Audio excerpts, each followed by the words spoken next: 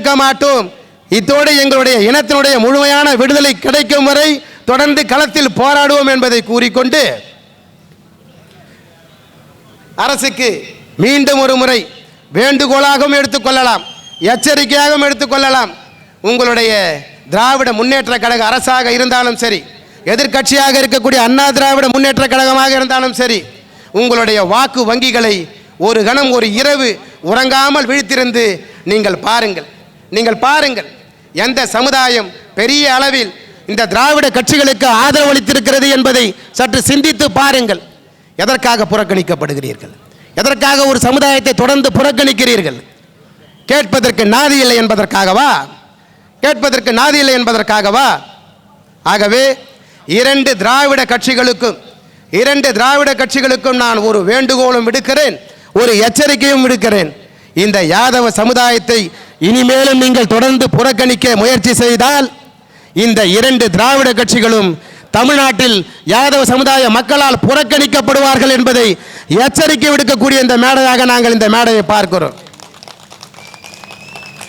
எச்சரிக்கையாக நாங்கள் இந்த மேடையை பயன்படுத்திக் கொள்ளுகிறோம்.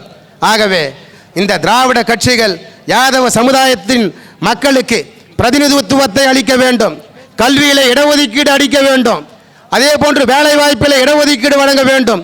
இவ்வனைத்தையும் வழங்கி இந்த யாதவ சமுதாய மக்களை நீங்கள் கையில் ஏந்தி பிடித்தால் நாங்கள் உங்களை தலையில் ஏந்தி சுமக்க தயாராக இருக்கிறோம் என்பதை கூறிக்கொண்டு இந்த மக்களை தொடர்ந்து புறக்கணிப்பதை நீங்கள் கைவிட வேண்டும்.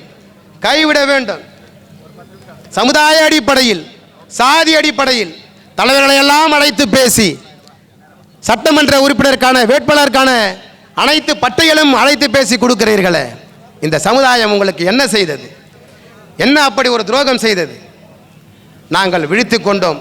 மாண்புமிகு தமிழ்நாட்டினுடைய முதலமைச்சர் அவர்களே, மாண்புமிகு தமிழ்நாட்டினுடைய எதிர்க்கட்சி தலைவர் அவர்களே, உங்களுக்கு நாங்கள் ஒரு எச்சரிக்கை மணி அடிக்கிறோம்.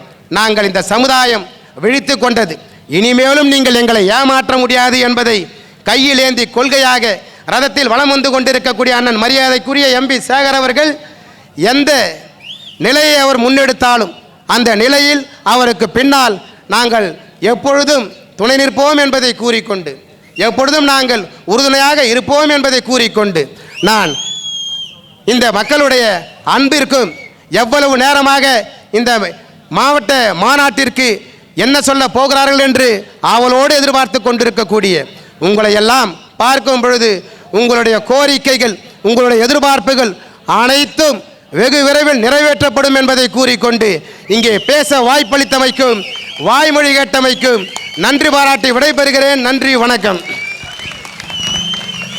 காஞ்சிபுரம் மாவட்டம் புதுப்பேடு கிராமம் கட்சி டொனேஷன் கொடுக்க மேலே வருவோம்.